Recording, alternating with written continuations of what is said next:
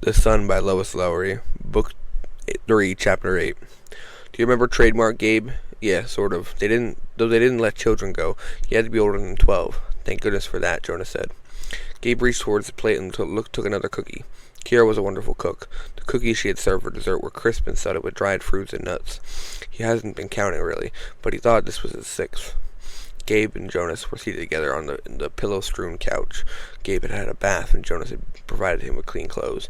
He was glad he hadn't had to go back to Boys' Lodge after the boat disaster. The other boys would have made jokes about it. They probably would for weeks to come. But at least for now, this first evening, he wouldn't have to listen and try to smile. Kira was tucking the children into bed. Gabe had watched her with them earlier, as she fed them their supper and wiped their smeared, sleepy faces, talking softly to them about the nice day they had had, about a picnic and the flowers they had picked, and a small earthen pot on the table. A bouquet of yellow loose strife, purple cone flowers, and lacy ferns cast a shadow against the wall in the dimming light. Gabe had little interest in babies. He would rather talk to Frolic, the old overweight dog asleep on the floor, than to Matthew and Annabelle, with their grabby hands and screechy giggles. He was relieved when Kira finally took them off to bed. It amused him that Jonas kissed their sweaty little necks and called night-night affectionately, as they toddled off with their mother. But still, he felt an enormous sadness that he didn't entirely understand.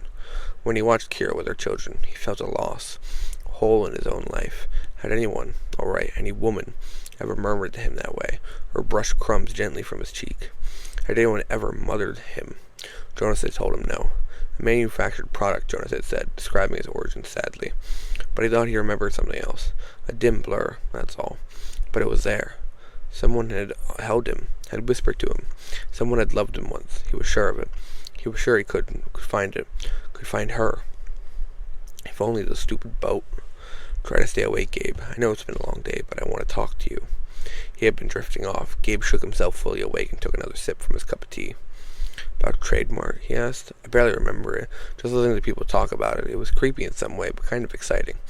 We always wanted to sneak in, me and the other boys. It had been going on for years, Jonas described. I never paid much attention to it until I became leader. Then I began to see that. He paused when Kira came into the room, carrying a cup of tea. She sat down in a nearby chair. I'm telling Gabe about Trademark. Kira nodded. I wasn't here then, she told Gabe, but Jonas had described it to me. She made a face and shivered slightly. Scary. Gabe didn't say anything. He wondered why they were talking about an event that had ended years before. It had always seemed to me like a simple entertainment, Jonas said. Everyone got dressed up. There was a lot of merriment to their preparations. But as I got older, I began to sense that there was always a nervousness to it, an uneasiness. So when I became leader, I began going to watch. Gabe yawned. So what happened exactly? He asked politely.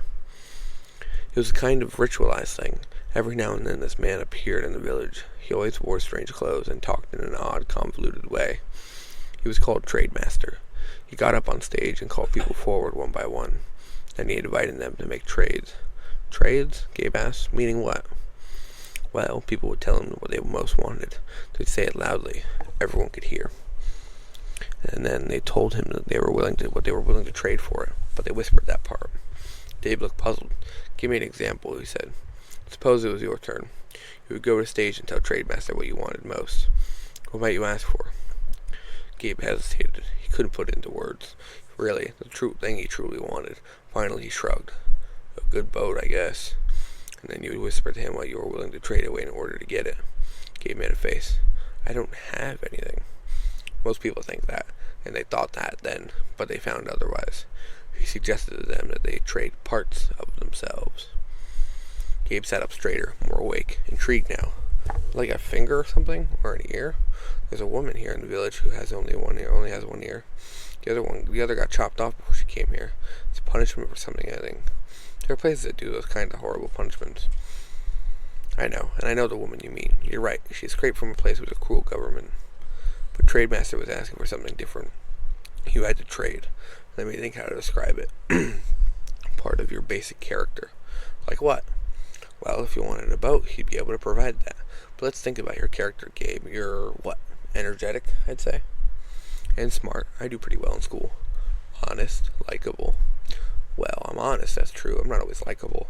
Pretty mean to Simon sometimes. Jonas chuckled. Well, you're energetic. Agreed? Yes, I'm energetic. Let's use that just for example. Suppose the trade master can give you a really fine boat, Gabe.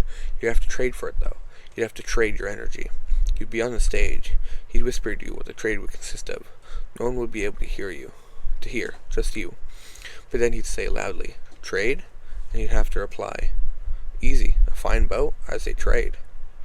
He'd write it down, and I'd get my boat. You would. I never knew of anyone asking for a boat, so I don't know how it would appear, but he had amazing powers.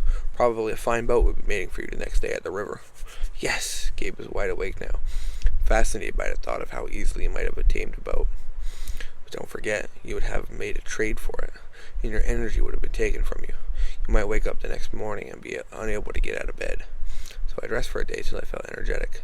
Gabe, Trademaster had enormous power. He could take your energy permanently. So I'd be in a wheelchair or something for the rest of my life? Could be. Alright, that wouldn't work. I wouldn't trade my energy. But what would your other choices be? Gabe thought. Honesty? Smartness?